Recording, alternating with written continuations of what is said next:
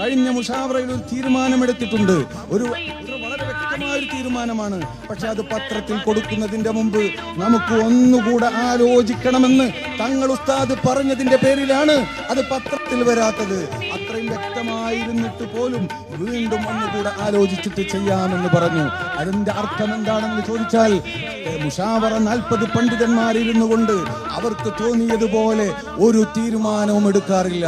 ഒരു വട്ടമല്ല, 2 വട്ടമല്ല, പ്രത്യേകിച്ച് മുഷാവറ കൂടേണ്ടി വന്നാൽ അതുകൂടി ചർവിടം നടത്തി കൃത്യമായി ചർച്ചകൾ നടത്തി കിതാബ് പരിശോധിക്കേണ്ടത് അതിന് ആളുകളെ ചുമതലപ്പെടുത്തി കൃത്യമായ ചർച്ച നടന്നിട്ടല്ലാതെ ഇന്ന് വരെ സമസ്ത കേരള ജംഇയ്യത്തുൽ ഉലമയുടെ മുഷാവറ ഒരു തീരുമാനവും എടുത്തിട്ടില്ല.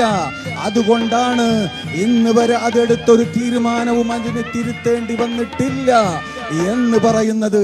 അത് അഹങ്കാരം പറയല്ല, അത്രയും സൂക്ഷ്മതയോടുകൂടെ മാത്രമേ തീരുമാനമെടുക്കാറുള്ളൂ എന്ന് മാത്രമാണ് അതിന്റെ അർത്ഥം.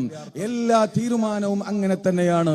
ഇവിടെ വൈജ്ഞാനിക വിപ്ലവത്തിന്റെ പേര് പറഞ്ഞുകൊണ്ട് ആദർശ വിശുദ്ധി നശിപ്പിക്കാൻ അനുവദിക്കുകയില്ല എന്നതിന്റെ പേരിലാണ് CIC-യുടെ അതിനെതിരെ തീരുമാനമെടുക്കേണ്ടി വന്നത്.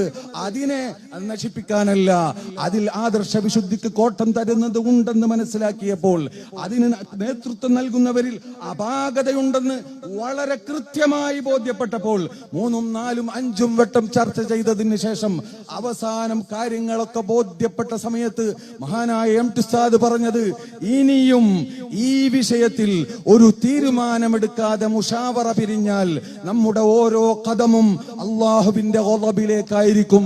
അതുകൊണ്ട് നമ്മൾ തീരുമാനമെടുക്കുക എന്ന് റബ്ബിനെ സാക്ഷി നിർത്തിക്കൊണ്ടെടുത്ത തീരുമാനമാണ്. അതുകൊണ്ട് ആ നയം മാറ്റിയേ പറ്റൂ.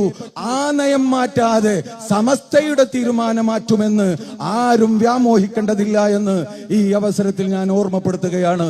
അതുകൊണ്ട് ആദർശ വിശുദ്ധിയുടെ കാര്യത്തിൽ ഒരു വിട്ടുവീഴ്ചക്കും തയ്യാറല്ലാതെ അതോ